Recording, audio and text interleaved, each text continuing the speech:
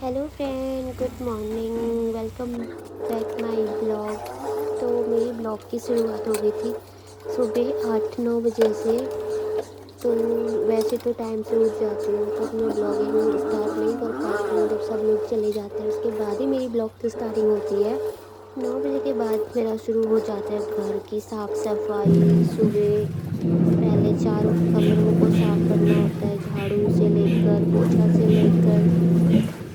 जैसे चारों कमरों का झाड़ू पोछा हो जाता है, पहले तो ये है कि घर में मैं थक जाती हूँ पूरी तरीके से। सुबह का टाइम जो दिल्ली का होता है बहुत फास्ट होता है, पता नहीं चलता कि कब टाइम बीत जाता है। जो मॉर्निंग टाइम होता है काफ़ी बिजी शेड्यूल होता है सुबह वाला।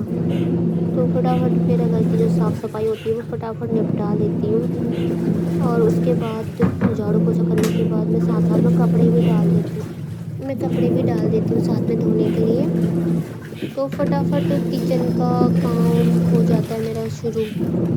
एक बार तो नाश्ता करने के बाद जो सुबह के बर्तन होते हैं यार, थक जाती हूँ बहुत बुरी तरीके से।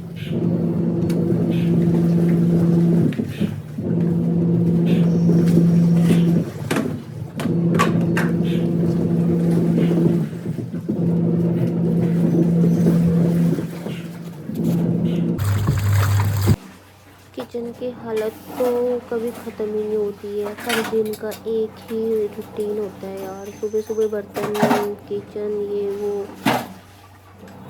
मेरी अभी थोड़ा तबीयत भी ख़राब चल रही है, इस वजह से भी जो है थोड़ा थकान सी महसूस हो जाती है। मेरी क्या है, एक हाउस वाइफ के साथ यही दिक्कत होती होगी कि जैसे सब लोग ऑफिस चले जाते हैं उसके बाद घर को समेटना पड़ता है, साफ़ सुथरा करना पड़ता है। अपने लिए तो टाइम ही नहीं मिलता, कब सुबह से लेकर शाम हो जाता है काम करते करते करते, पता ही नहीं चलता टाइमिंग का। मैं फटाफट निपटा लेती हूँ फिर किचन का काम। एक बार के बर्तन धो दिए तो दूसरे बार के बर्तन फिर शुरू हो जाते हैं साथ साथ में। मतलब एक औरत की लाइफ ऐसी होती है ना सच्ची में, वो अपने आप को पूरा समर्पण कर देती है दूसरे इंसान के लिए, पूरे परिवार के लिए। तो फटाफट बर्तन का होके फिर मैं मुँह हाथ धो के, क्योंकि मेरी बेटी का टाइम हो गया था स्कूल से लाने का। तो अपने लिए तो सुबह उठ के नहाया नहीं था, मैं बाद में नहाती हूँ दिन में। तो मैं फटाफट तैयार हो जाती हूँ बेटी को लेने के लिए। उसका टाइम, और उसका भी 12 साढ़े 12 बजे का टाइमिंग है, तो मैं उसको लेने के लिए हो जाती हूँ फटाफट रेडी। बाल वाल बनाती हूँ, ऐसे ही चली जाती हूँ दुपट्टा उपट्टा ओढ़ के।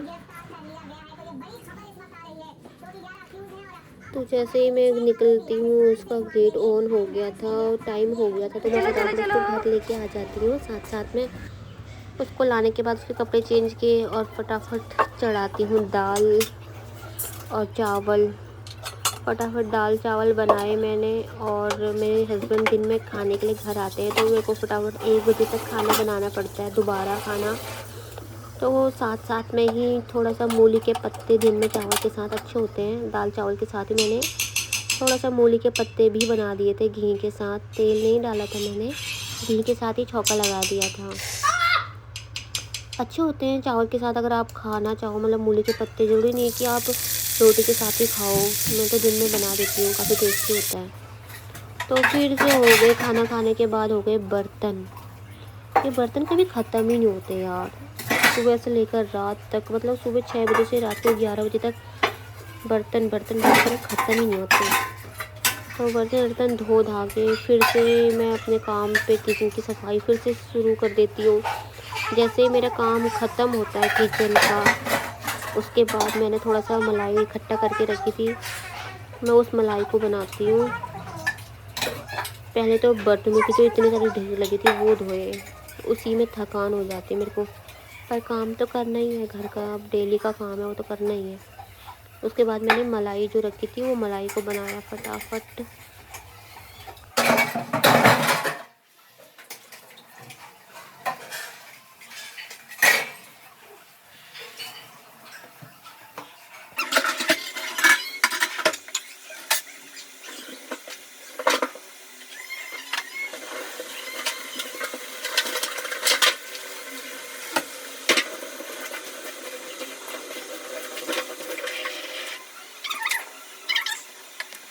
मलाई में भी ऐसा होता है कि एकदम से नहीं बनता है, इसका भी थोड़ा सा ठंडा गर्म का सिस्टम होता है। तो अब तो मलाई भी मैंने फीटा और मलाई निकल गई थी। उसके बाद मैंने फ्रिज में डाल दिया था ये थोड़ा देर के लिए। उसके बाद आसानी से निकल जाता है। मैंने फटाफट फ्रीज़ में आधा घंटे के लिए डाल दिया था। आधे घंटे में ये टाइट हो गया था काफ़ी। उसके बाद मुझे कोई दिक्कत नहीं हुई निकालने में। मैंने फटाफट इसे इसके छोटे-छोटे इसका जो छाछ होता है वो उसमें से अलग करा, ताकि बनाते टाइम जब घी निकालते हैं हम तो दिक्कत ना हो। तो जब मक्खन निकल गया था तो मेरे बच्चों को मक्खन के साथ खाना बहुत पसंद है। मक्खन हम भी खाते थे बचपन में ऐसे ही, जैसे मेरे बच्चों को दिया मैंने। जब हम छोटे थे तो हमारी मम्मी भी हमको ऐसे ही मक्खन दिया करती थी। हम वेट करते थे मक्खन का कि कब मक्खन मिलेगा। तो घी बन के हो गया रेडी। आधा घंटा लगा था इसे बनाने में, और मतलब आधा किलो अनुमान घी निकला है मेरा।